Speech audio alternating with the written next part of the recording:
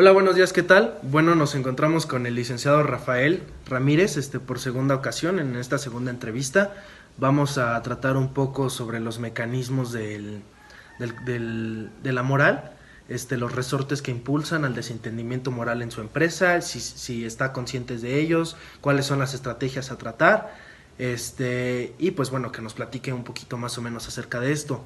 La dinámica va a ser la siguiente, le voy a explicar el mecanismo y pues él nos va a comentar si se encuentra o no en su empresa y pues bueno, algunas características.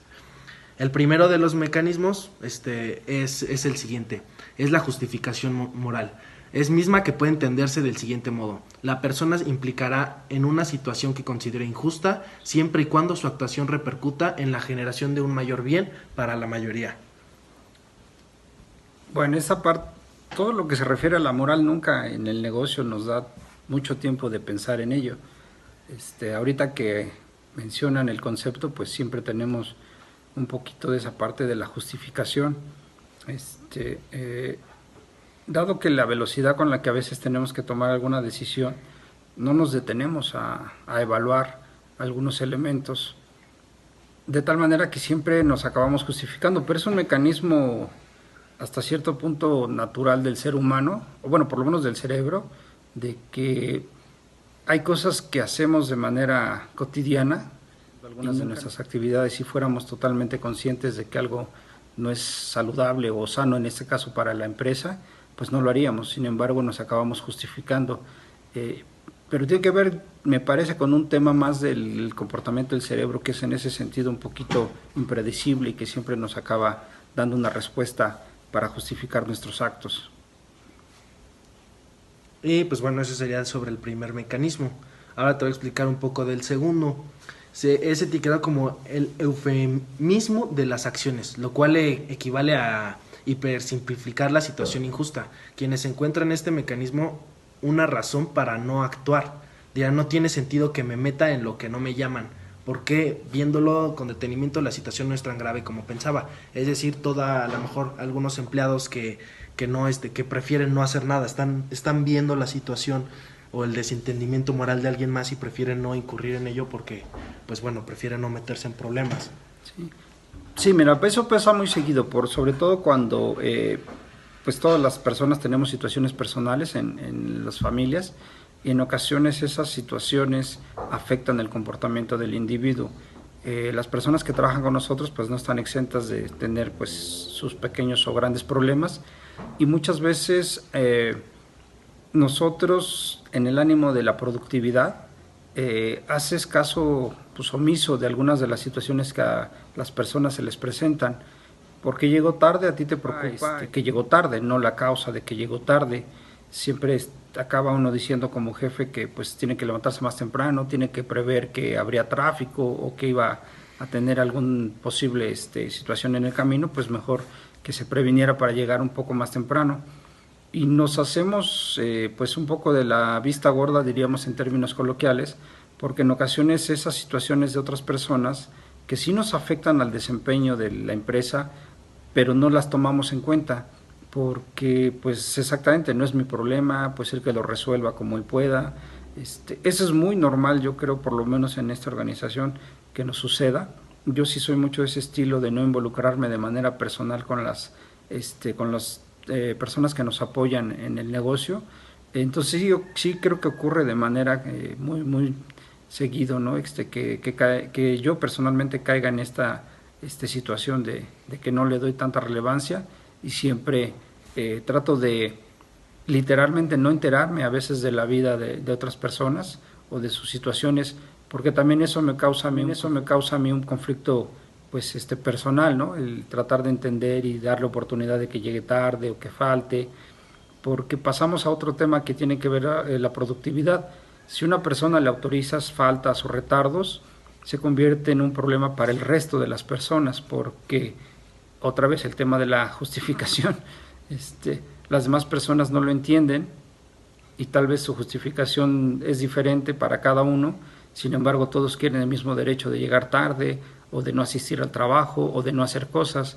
En fin, una situación personal en particular se puede extender a varias personas y eso se nos convierte en un problema pues para la organización. Muy bien. En tercer lugar tenemos otro mecanismo, otro resorte que se llama la comparación paliativa. Este mecanismo consiste en cubrir un hecho que está mal con otro más grave. ¿Tú crees que eso se llega a dar en la empresa? Un hecho que está mal con otro que es Sí, más que se grave. llega a cubrir con otro más grave. Sin embargo, no quita el hecho de que el primer problema sea malo. Sí. Mira, esto es bien interesante. En todos los fenómenos que tienen que ver con un poco de esta parte moral, la primera vez que fallamos en algún punto, la siguiente vez que tenemos que tomar una decisión similar ya nos es más fácil volver a fallar en esa situación. De tal manera que probablemente la segunda ocasión va a ser más alto. La siguiente vez que tenemos que tomar una decisión similar ya nos es más fácil volver a fallar en esa situación. De tal manera que probablemente la segunda ocasión va a ser más grande que la primera. Eso es una situación muy normal en las organizaciones, porque todas las empresas, sobre todo del área del retail que se llamaría, o de nosotros que es el minorista, padecemos un problema que es históricamente pues fijo, que es el robo hormiga. Pero el robo hormiga no te das cuenta porque pues por definición es robos de cosas muy pequeñas. En nuestro caso pues puede ser simplemente que algún producto económico no se reportó en la venta y luego en ocasiones por no hacer el arqueo de caja correctamente pues no nos damos cuenta que faltó, o simplemente en la bodega como no hemos hecho inventario pues no nos damos cuenta que falta un par, un producto. O sea, te puedes dar cuenta una vez ya que sacan inventarios y todo, pero sin embargo de esos pequeños actos no te vas dando cuenta hasta que ya es muy grande. Pero la situación es esta, fíjate, es muy interesante, sobre todo porque casi siempre ocurre de esa manera, no es que se arregla, pero el primer robo hormiga es de una cosa bien pequeña que no tiene mucho valor. Sin embargo, la persona que lo realiza normalmente toma confianza para cometerlo por segunda ocasión. Y si las dos primeras veces funcionó, la tercera va a ser no solo que se repita, sino que de una cosa tal vez más valiosa. Okay. De tal manera que este razonamiento que tiene uno y tal vez sea esa parte de justificación, y otra vez uno mismo yo creo que cae en esa misma circunstancia, tal vez hasta en el manejar, ¿no? Si el letrero de velocidad, el límite de velocidad dice 60 kilómetros, pero nosotros lo pasamos poquito, pues no es mucho, 70 no pasa nada, pero si no, pues si no tuvimos consecuencias, dice, oye, pues no pasa nada con 70, pues ¿por qué no 80? Entonces 80 es mucho más grande que 70. Entonces esta situación yo creo que la vivimos todos en las empresas, inclusive para la parte pues de la operación. En muchas ocasiones seguramente he caído en esa circunstancia. Y pasa lo del tema 1 o el punto 1 que era ¿cómo te justificas?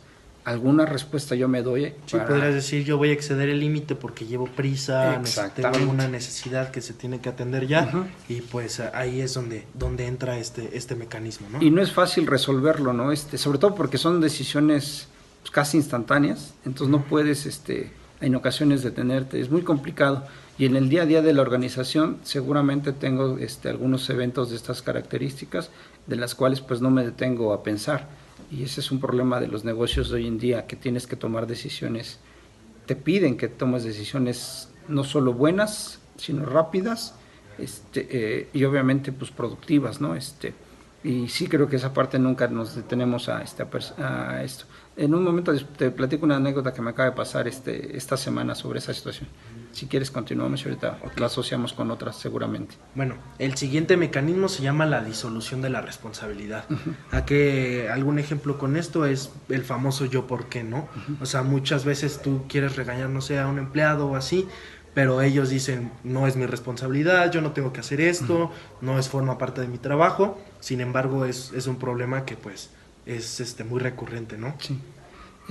Otra vez, esta es una cultura tal vez que se pasa de ese tipo de argumentos. Todos los mexicanos creo que tenemos en algún punto esa excusa, ¿no? De yo por qué. Aquí lo que se me hace interesante es de que, y ese es mi punto de vista, que normalmente esta situación se presenta porque el que es el líder o el jefe del proyecto no definió de manera clara las responsabilidades de cada persona. Por eso es que pasa esto del yo por qué. Pero ahí entonces el problema tal vez no sea del subordinado, sino del jefe, del superior. Que tal vez no logró transmitir las responsabilidades correctas a él, ¿no? Y yo tengo una frase, por ejemplo, yo tengo dos cosas que practico de manera muy clara en el negocio. Una es que me molesta enojarme, o sea, yo no me enojo con las personas, a pesar de que han cometido errores, porque esa es una.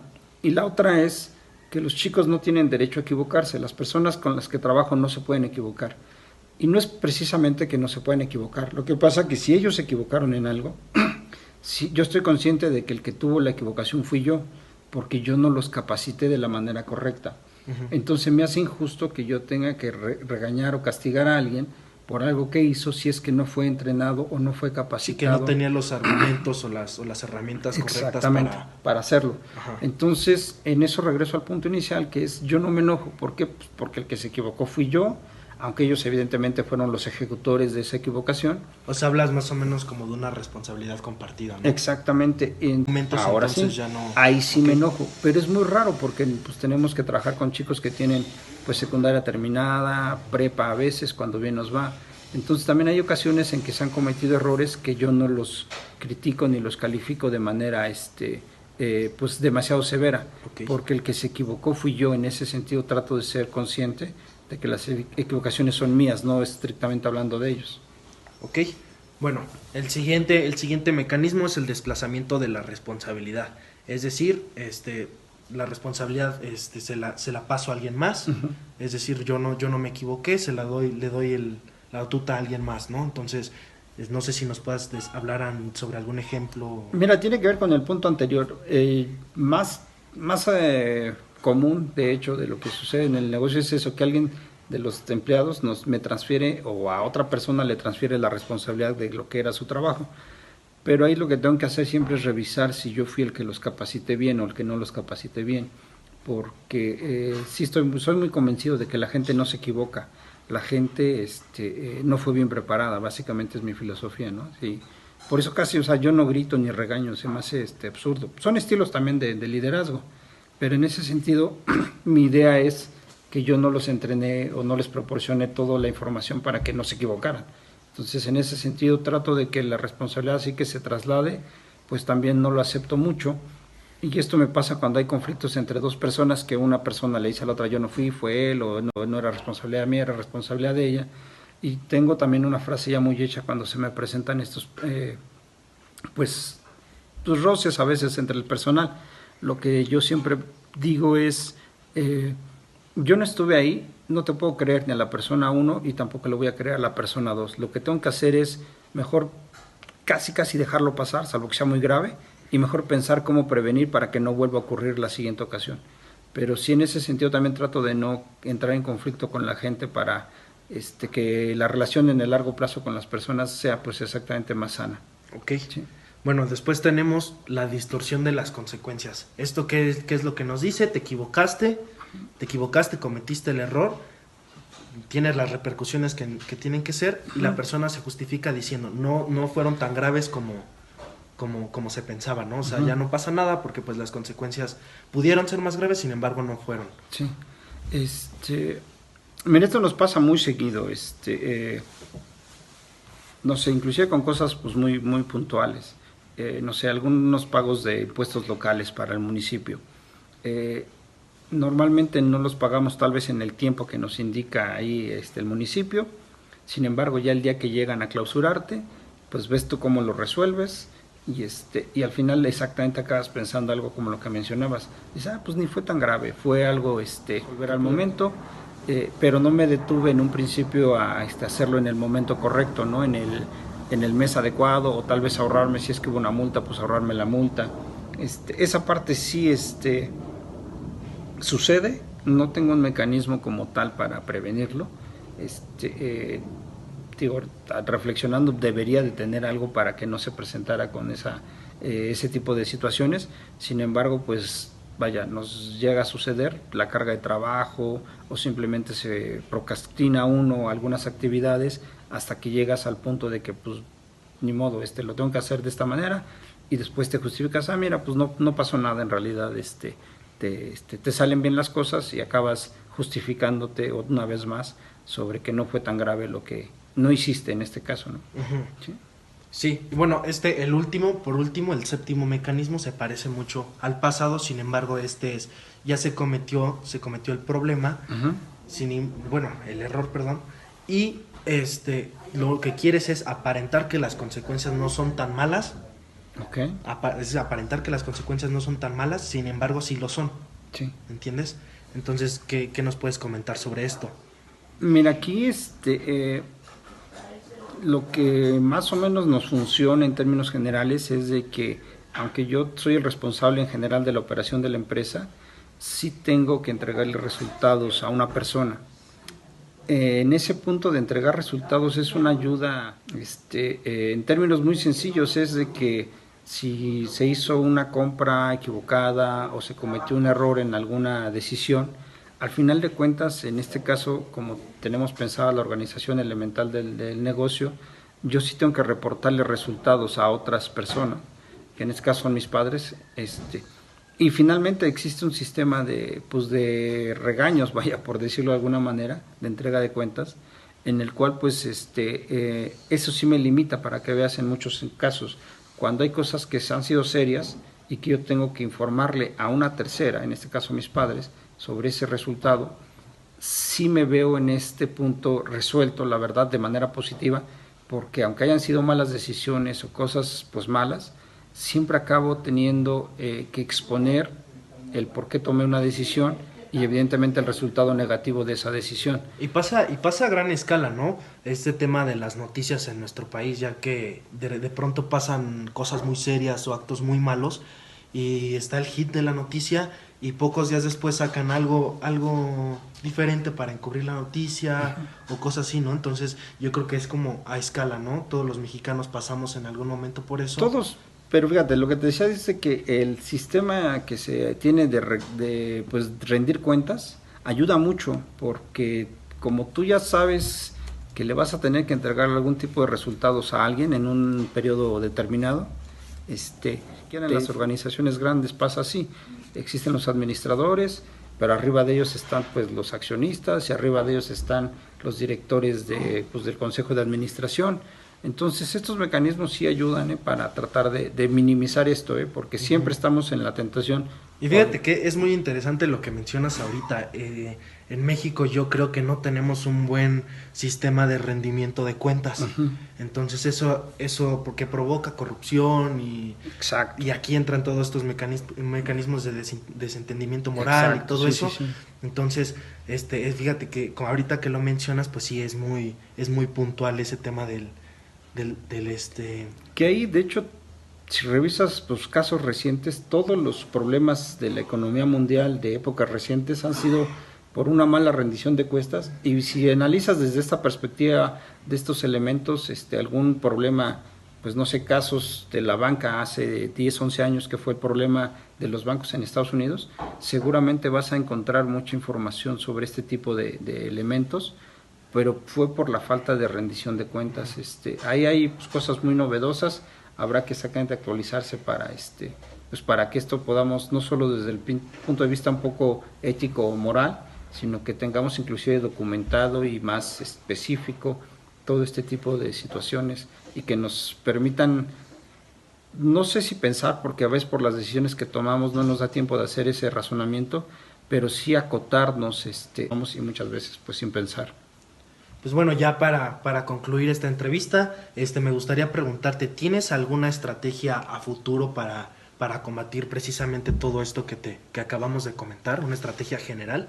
Sí, otra vez por mi formación, los contadores tenemos esta área que se le conoce como auditoría interna. Normalmente es algo muy tedioso que a nosotros no nos agrada en las organizaciones porque es lo que hace un poco burocráticas algunas empresas.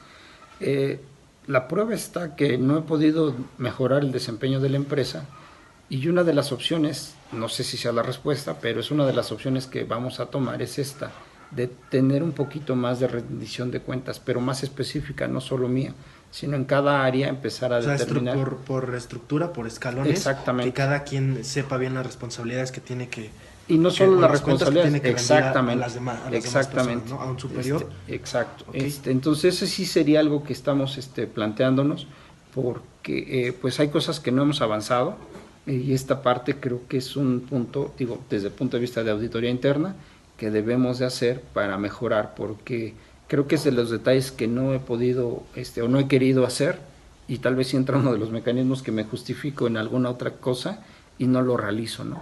Pero creo que es una herramienta que nos puede ayudar en el caso específico de esta empresa para pues tener también inclusive menos problemas de tipo ético. ¿Sí? Perfecto. Bueno, pues muchísimas gracias, Rafa. Estamos trabajando contigo. Bueno, muchísimas gracias. Luego.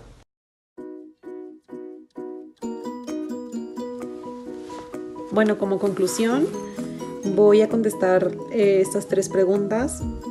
La primera, la opinión y lo que yo más percibí en ello fue uno de los videos que estuvimos analizando dentro del material del curso acerca de hasta qué punto o hasta qué cierto nivel se involucran, en este caso los empleados, en y con la empresa.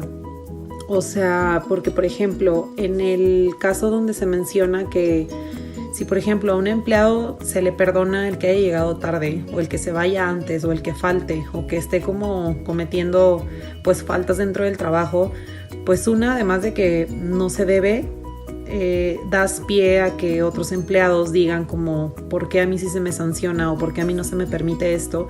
Y a esta persona sí. Entonces yo creo que en primero no están teniendo como muy claro los valores de la empresa, la misión y la visión. No sé si sea porque la empresa lo tiene mal estructurado o porque los empleados no han sabido percibir la esencia de la misión de la empresa, que pues obviamente yo creo que pues todas las empresas tienen una misión distinta, pero lo que comparten es pues el que los empleados estén involucrados. Entonces yo creo que pues un empleado que sea muy recurrente faltando o llegando tarde a su trabajo, pues quiere decir que algo está sucediendo ahí. Entonces no se están tomando cartas o no se está llevando la manera adecuada para...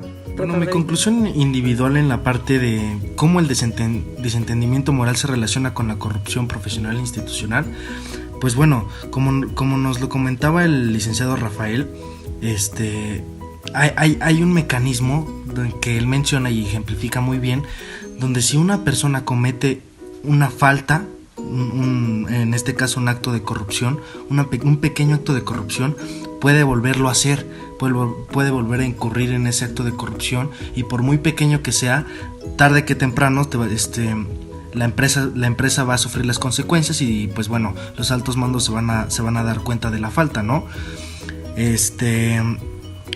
La manera en que el desentendimiento moral incide tanto en la función social de dicha institución o organización, así como en la consecución de sus bienes internos, pues bueno, afecta de manera interna, ya que yo creo que la empresa tiene unos valores y una reputación que tienen que estar cuidando, como ya lo ha venido mencionando el licenciado Rafael desde la primera entrevista. Es algo que los caracteriza. Entonces, por consecuente, si algún empleado tiene alguna falta entre empleados o ya sea con los clientes, pues bueno, esto va a incidir en su reputación, va a influir en la rotación de capital humano, que ya nos mencionaba que era casi nula o era muy baja. Puede que gracias a esto se empiece a dar una rotación, empieza a haber va a influir en la rotación de capital humano, que ya nos mencionaba que era casi nula o era muy baja. Puede que gracias a esto se empiece a dar una rotación, empieza a haber más problemas en cuanto a esto se refiere. Y pues bueno, igual con los clientes, ¿no? Los clientes empiezan a perder la confianza en la empresa, empiezan a dejar de ir, y pues bueno, sale 6 veces más caro que contar con nuevos clientes o reclutar nuevos clientes que mantener a los que tienes. Entonces, pues bueno, creo que es un aspecto muy importante. Después de escuchar al licenciado Rafael y de reflexionar, pues podemos caer en cuenta diferentes situaciones. Primero que nada, el desentendimiento moral pues es algo que se vive en el día a día, no solo en la empresa del licenciado Rafael, y que muchas veces se da por la rapidez con la que se toman las decisiones, como él comenta, y porque muchas veces estas decisiones van enfocadas a lograr objetivos económicos más que sociales. Y aunque es claro que lograr los objetivos económicos para una empresa es muy importante, no es en lo único que se debe fijar. Por otro lado, pues la corrupción es algo que pasa mucho en nuestro país, en México, tanto a nivel político, pero también pues las personas, en este caso en el ámbito de los negocios, en el ámbito laboral. Y pues esto se da como el ejemplo que él puso, yo considero que es muy bueno, el robo hormiga.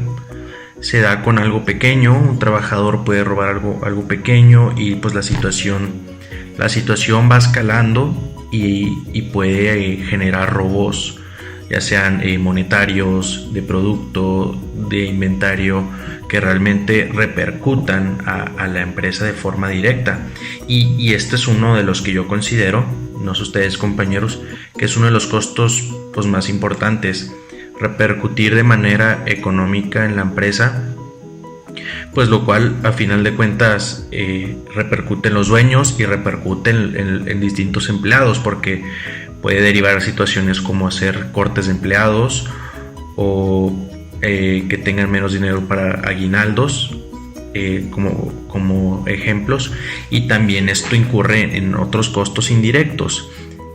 En cualquier organización, en especial en esta en que mis compañeros y yo estuvimos trabajando durante este tiempo, el sentimiento moral incide, coincidimos todos, yo creo, que cómo se ve la empresa reflejada en sus empleados. El empleado es la cualidad moral más importante que debe tener una empresa, porque es el reflejo de los valores de la misión y la visión que la empresa ofrece a la sociedad, que la empresa ofrece a sus clientes, a sus proveedores, a todos los stockholders en los que se encuentra inmerso, ¿no? Como organización debe de poder cuidar estos aspectos bastante, porque si los descuida, no va a poder llegar a los objetivos que la empresa tiene como una institución en la sociedad, vaya, independientemente de sus metas financieras, económicas y sociales. La corrupción se encuentra en todos lados, como ya mencionaron mis compañeros, México es uno de los países más corruptos del mundo. Y el cambio realmente empieza con uno mismo. Hay bastantes reglas y normas que hay que seguir las empresas para poder mantenerse dentro de un perfil no corruptivo dentro de nuestro país. Pero muchas veces hay formas de poder escapar de estas normatividades y poder hacer actos corruptivos. Entonces eso ya depende de cada empresa. La empresa debe de mantener bien cimentados sus valores y sus percepciones acerca de cómo se inmiscuyen en la sociedad y cómo accionan ante ella. Si una empresa maneja actos corruptivos puede desencadenar en unos costos grandísimos. Entonces, claro, también se puede ahorrar muchos costos, obviamente, pero qué mejor que hacer las cosas bien como deben de ser, pagar lo que se debe de hacer, tener los gastos y los costos que se deben de tener y siempre cuidar estos aspectos sociales y pacíficos que debe de tener una institución y una organización dentro de nuestro país para poder funcionar de manera viable.